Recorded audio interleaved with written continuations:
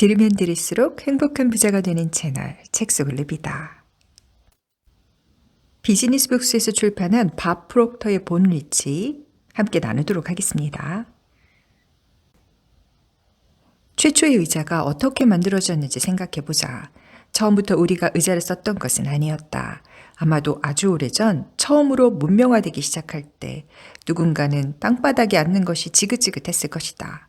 그가 누구였든 간에 그는 생각하다가 마음속으로 어떤 이미지 하나를 떠올렸음이 분명하다. 어딘가에 등을 기대고서 다리를 편안하게 늘어뜨린 채 앉아있는 자신의 모습을 떠올렸을 터다. 그는 이 그림이 마음에 들었다. 그냥 앉아있는 것보다 훨씬 더 편안한 자세일 거라 상상했기 때문이다. 땅에 주저앉아 두 무릎을 끌어당겨 턱 밑에 괴는 자세보다는 분명 더 편안한 자세였다. 이 이미지는 그에게 매력적으로 다가왔다. 그래서 생각하고 또 생각하다가 그런 물건을 만들어내겠다는 욕구가 일기 시작했다. 욕구는 그로 하여금 행동하게 만들었다. 마음속에 그림을 간직한 그는 마음박, 즉 현실 세계에서 뭔가를 만들기 시작했다. 마음속에 간직한 이미지와 최대한 비슷한 복제품이었다. 일단 물건이 만들어지자 그는 그 위에 앉았고 다리를 늘어뜨린 채 등을 기대보면서 훌륭하다고 생각했다. 그렇게 그는 이 물건을 의자라고 부르기 시작했다. 의자라는 단어는 대응하는 이미지를 가진 상징이며 우리가 의자라는 상징을 보거나 들을 때 마음속에는 하나의 이미지가 떠오른다. 그 이후 사람들은 더 편안한 의자의 이미지를 만들어갔다.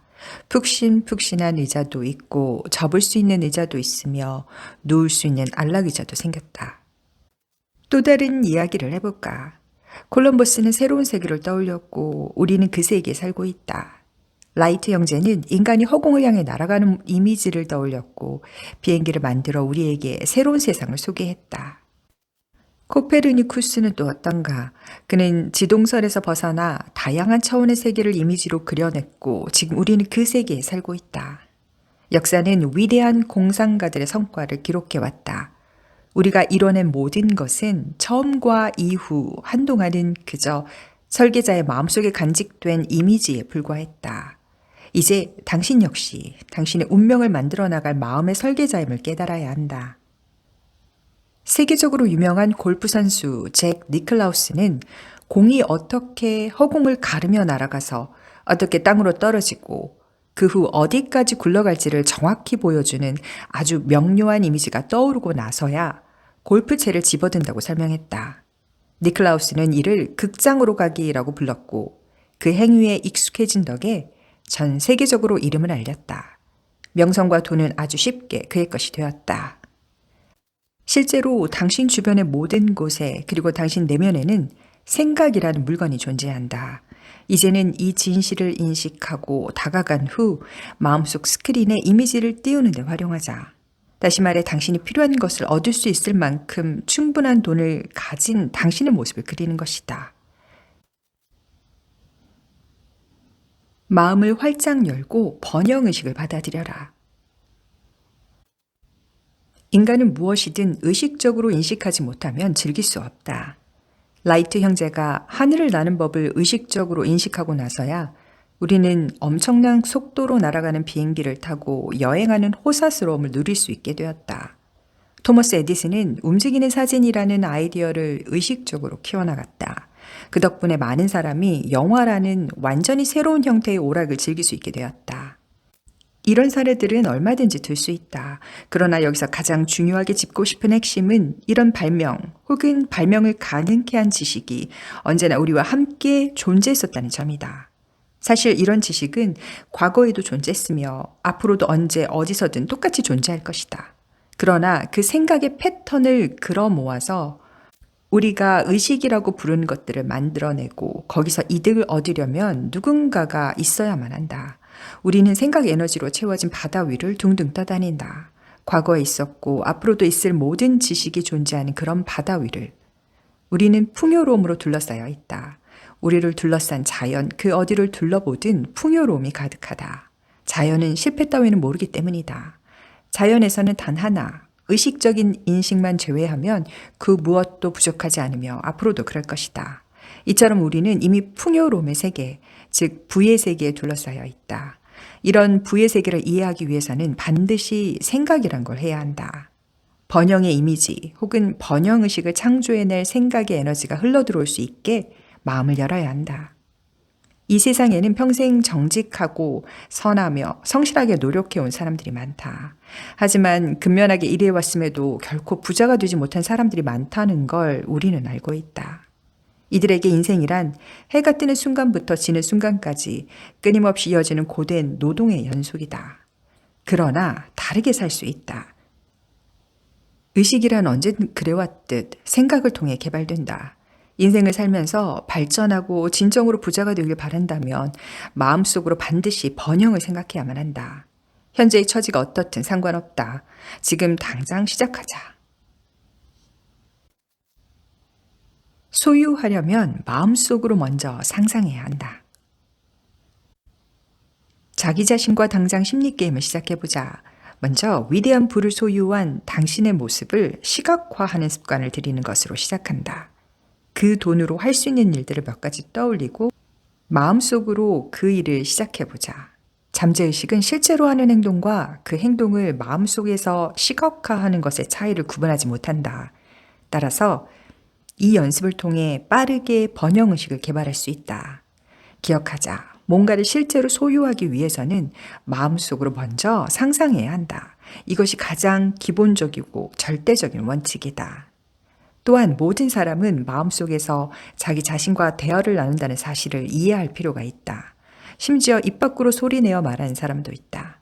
자기 자신과 은밀한 대화를 나눌 때마다 부자가 되면 얼마나 기분 좋을지 이야기해보자. 부자가 된 자신에게 축하를 보내고 다른 사람들이 전하는 축하에도 귀를 기울여라. 마치 장난이나 게임을 하는 것처럼 느껴질지도 모른다. 하지만 당신이 할 수 있는 가장 현명한 행동 가운데 하나를 실행에 옮기는 것임을 깨달아야 한다. 당신은 더 높은 단계의 잠재력에서 더 낮은 단계의 잠재력을 향해 노력하고 있기 때문이다. 경제적 성공의 개념은 절대로 저절로 형성되지 않는다.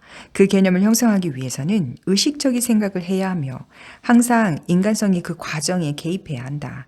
이 부분이 바로 인간을 신과 같은 존재 혹은 창조적인 존재로 만들어준다. 즉 인간은 가장 높은 형태의 창조물이다. 경제적 성공이라는 이 아름다운 개념 또는 그림을 마음속에 품어보라. 그러면 당신은 마침내 그 개념이 인생에서 모습을 드러내도록 만들 수 있다. 사람들 대부분은 인생에서 결과를 보고 나서 그 결과에 따라 생각하고 그 생각에서 개념을 만들어낸다. 비어있는 은행 잔고, 즉 결과를 보고 나서 돈이 없다는 생각이 떠오르고 그 생각에서 가난이라는 개념을 만들어낸다. 마음속에 품고 있는 개념은 미래의 결과로 구현된다. 그래서 사람들은 비어있는 은행 잔고라는 결과, 즉 자신이 원치 않는 그 결과를 반복적으로 구현하게 된다. 이들은 스스로 저주를 내린 불운의 악순환을 이어간다. 비어있는 은행 잔고를 보면서 풍요로운 불을 그려보는 일은 그리 현실적이지 않다. 이런 식의 추론이 가난한 상태를 영원히 고착시키고 가난한 사람들을 계속 가난하게 만든다는 사실을 명심하기 바란다. 현실의 세계에서 결과를 바꾸거나 발전시키기를 진정으로 바란다면 반드시 당신의 생각을 바꿔야 한다. 그것도 당장 말이다. 원하는 부를 이미 가졌다고 생각하는 연습. 당신이 실천하기 바라는 첫 번째는 마음의 눈으로 친구 몇 명과 방 안에 앉아있는 자신의 모습을 그려보는 것이다. 그 후 친구들에게 나는 부자가 되었어 라고 말하는 모습을 떠올려보자. 적어도 원하는 삶의 방식대로 살 수 있을 만큼의 부를 쌓고 싶다며 자기 의향을 밝히는 모습을 시각화해보자. 어떤 기분이 드는가 상상해보자. 대부분은 아마도 굉장히 불편한 기분이 들 것이다. 어쩌면 마음이 너무나 불편해진 나머지 친구들에게 그냥 농담일 뿐이라고 말하면서 뱉은 말을 수습하려 들지도 모른다. 그러나 돈이라는 주제를 꺼냈을 때 부유한 사람들은 절대로 불편하게 느끼지 않는다는 걸 알아야 한다. 부자들은 왜 그렇지? 라는 의문이 드는가? 가장 확실한 답은 이미 그 사람들은 돈을 아주 많이 가지고 있기 때문이라는 것이다. 부자들은 돈을 가졌기 때문에 마음 편안하게 느끼는 것이 아니다. 그러나 그것이 정확한 답은 아니다. 부자들은 돈을 가졌기 때문에 마음 편하게 느끼는 것이 아니다.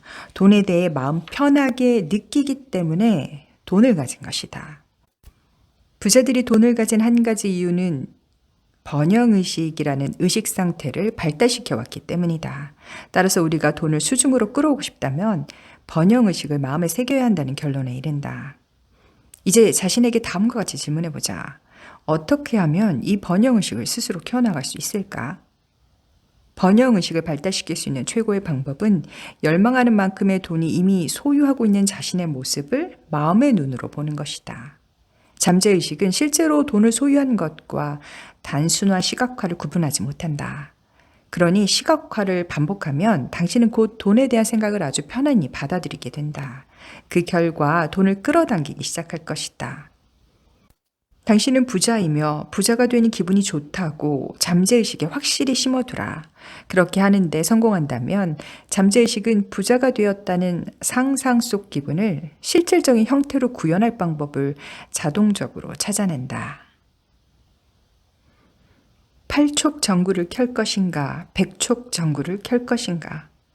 이제 내가 들려주는 이야기는 당신이 지닌 무한한 가능성의 근원에 대한 이야기다. 문명의 혜택을 받지 못하고 평생 살아온 한 가난한 부부를 마음속에 떠올려보자.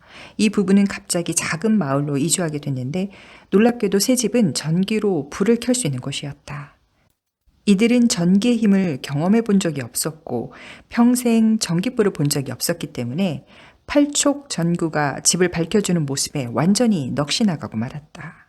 몇 달이 지나 부부는 전구에 익숙해졌고 현대 생활에서 당연히 받아들여야 할 것으로 여기기 시작했다. 그러던 어느 날 화려한 언변을 지닌 한 영업사원이 현관문을 두드렸다.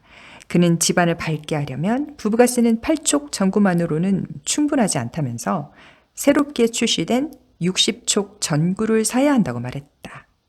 새로운 문물에 더 과감해진 부부는 영업사원에게 최신 제품을 시연해 봐달라고 부탁했다. 새로운 전구에 플러그를 꽂고 전기를 켜자 부부는 다시 한번 기절할 듯 놀라고 말았다. 새 전구는 빛을 내뿜어낼 뿐만 아니라 방 전체를 밝혔기 때문이다. 이 부부는 이렇게 밝은 빛이 항상 존재할 수 있었다는 사실을 상상조차 해본 적이 없었다. 또한 어마어마하게 밝아진 빛이 그 작디작은 팔촉 전구를 밝혀주는 것과 동일한 전류에서 생겨나는 것이라고는 전혀 생각지 못했다. 이 부부가 전류의 힘을 인지하지 못했던 것처럼 사람들 대부분은 자신이 지닌 힘을 깨닫지 못하고 있다. 그동안 발명된 전구 중 가장 밝은 전구보다 더 장엄하게 빛나는 빛으로 우리 삶을 채워줄 무한한 빛의 흐름이 우리를 감싸고 있다. 하지만 대부분은 그런 것이 존재할 가능성에 대해 꿈조차 꾸지 않는다. 우리에겐 무한한 에너지의 빛이 흐르며 그것에 연결시키기만 하면 더 나은 결과를 가져오고 더 번창하는 삶을 살 수 있다. 그런데도 우리는 이런 단순한 진실조차 제대로 이해하지 못하는 실정이다. 에너지는 높은 곳에서 낮은 곳으로 흐른다. 사람들은 자기를 기분 좋게 해주는 사람들을 좋아한다.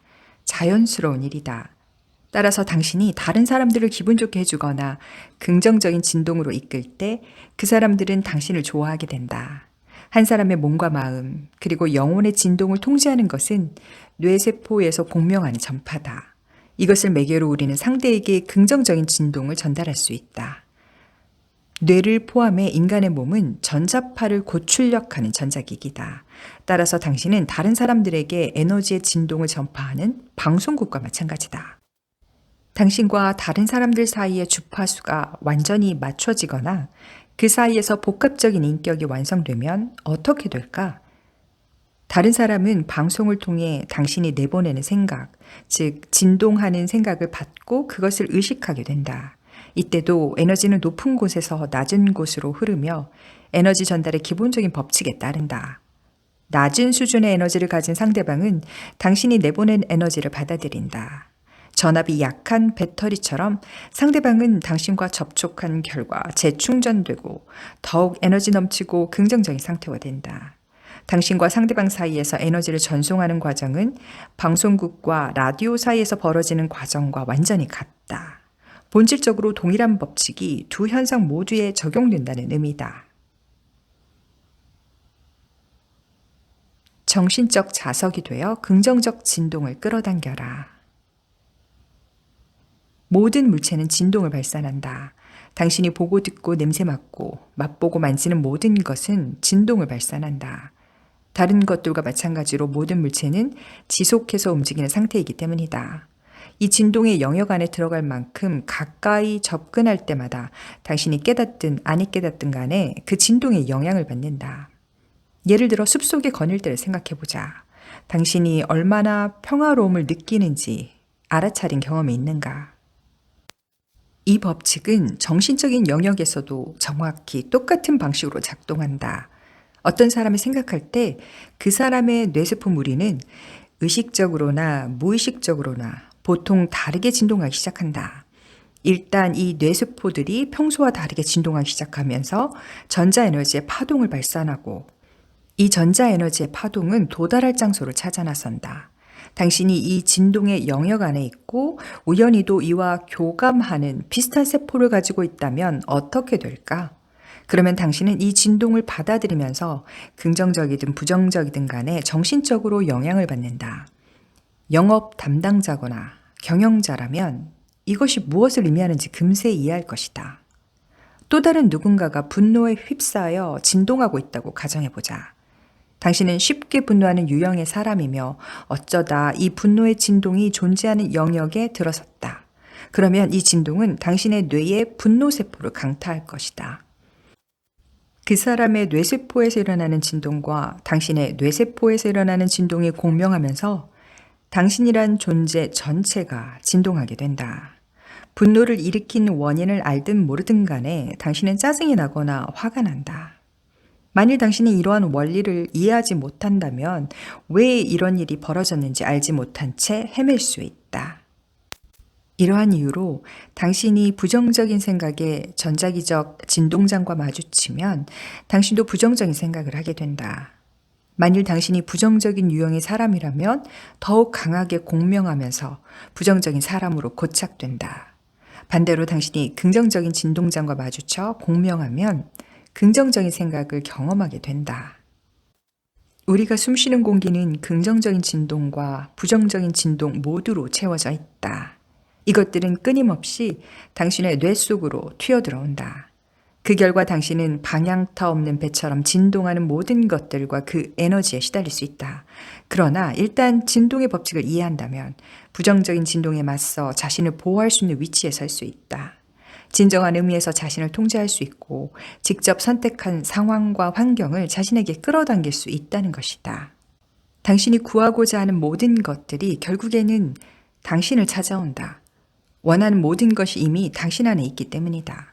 아무것도 손에 넣으려 애쓸 필요가 없다. 그저 이미 소유하고 있는 것을 발견하고 깨닫기만 하면 된다. 당신의 삶이 자연의 법칙과 이 이치를 깨닫고 그것과 조화를 이룰 때 비로소 부정적인 생각은 사라진다. 원인이 제거됨으로써 당신이 원치 않는 것을 더는 끌어당기지 않기 때문이다. 계속 일어난다면 결코 넘어진 게 아니다. 유명 코미디언인 플립 윌슨은 사람들의 웃음을 터뜨리는 재주가 탁월했다. 그런 그가 위험을 무릅쓰던 자신의 경험을 다소 진지하게 털어놓은 적이 있다. 저는 무너지고 다시 일어났어요. 무너지고 또 일어났지요. 16년 동안 저는 거의 무너졌다가 일어서는 것밖에 안 했다고 할 수 있어요. 플립 윌슨이 자신을 실패한 사람이라고 생각했을까? 절대 그렇지 않았다. 스스로 실패자라고 생각했다면 결코 한 번 더 시도해볼 용기를 내지 못했을 것이다. 그리고 우리는 플립 윌슨이라는 코미디언의 이름을 절대 알지 못했을 것이다. 이쯤에서 반드시 이해하고 넘어가야 할 점이 있다. 스스로 커다란 목표를 진지하게 세우는 순간 위험을 무릅써야 하는 과정에 들어서게 된다는 점이다. 여기에 그동안 겪은 것과는 완전히 다른 정서를 경험한다는 흥분이 더해진다. 동시에 더욱 위험을 무릅쓰는 행동에 돌입한다. 반면 사람들 대부분은 무슨 수를 쓰더라도 그 위험을 피하려고 애쓴다. 많은 사람이 의미 있는 위험을 겪는 대신 공허한 타협을 하며 스스로를 보호하려고만 한다. 이러한 타협은 진정 원하는 삶에서 멀어진 채 살던 대로 사는 초라한 모습으로 이들을 끌어내린다. 이 현상이 어떻게 작동되는지 이해하기 위해서는 새 집을 살 때 타협했던 사람들을 떠올려 보는 게 좋다. 이 사람들은 왜 타협했을까?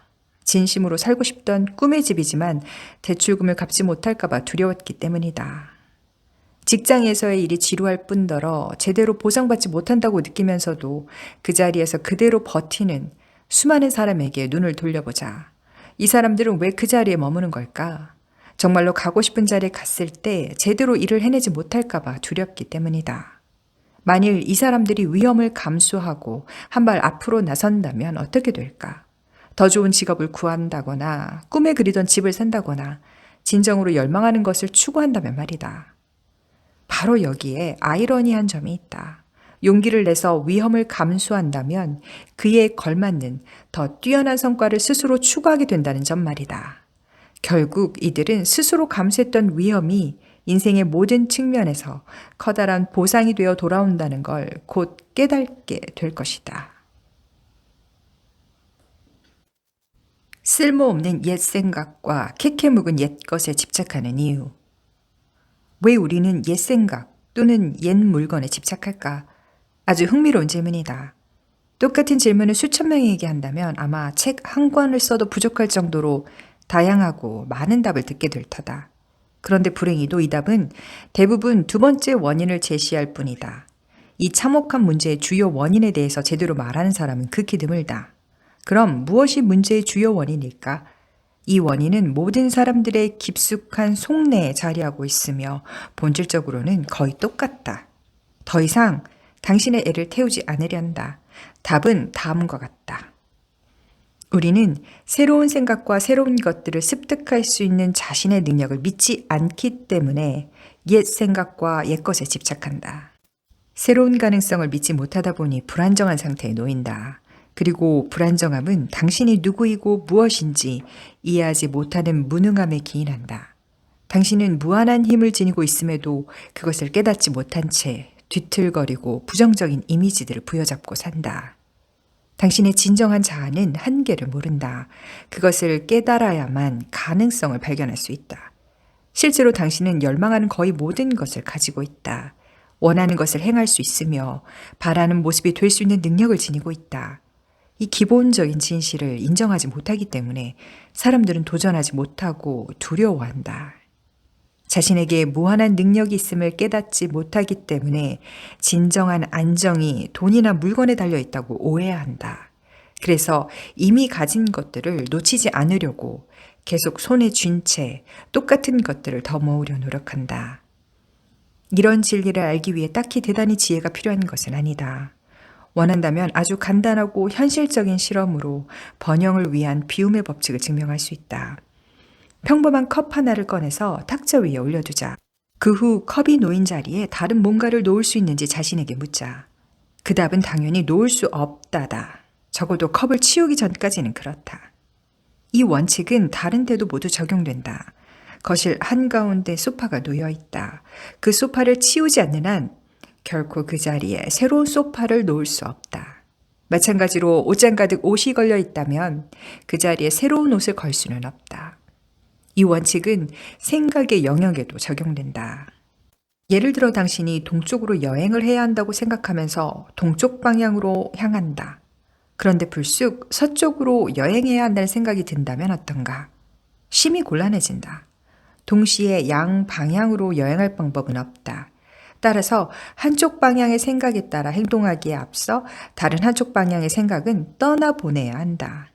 새로운 것을 원한다고 진지하게 염원한다면 우선 옛 것을 치우고 새로운 것이 들어올 자리를 마련하라. 이것이 인생의 철칙이다. 그러나 이를 진정으로 이해하는 사람은 1000명 중에 1명 정도다. 1000명 중 1명의 사람은 지금 현재를 매우 편안하게 살아갈 뿐 아니라 매일 빠른 속도로 전진하고 있을 터다. 당신의 인생에도 이 법칙을 적용해보자. 이 책에서 저자가 하는 말들은 어쩌면 우리에게는 매우 익숙한 말들입니다. 익숙한 이야기를 굳이 하는 이유가 무엇일까요? 우리에겐 이미 알라딘의 마술 램프가 있다는 걸 알려주기 위해서 아닐까요? 오늘도 이 한 권의 멋진 책으로 여러분의 삶을 이루고 누비고 즐기세요.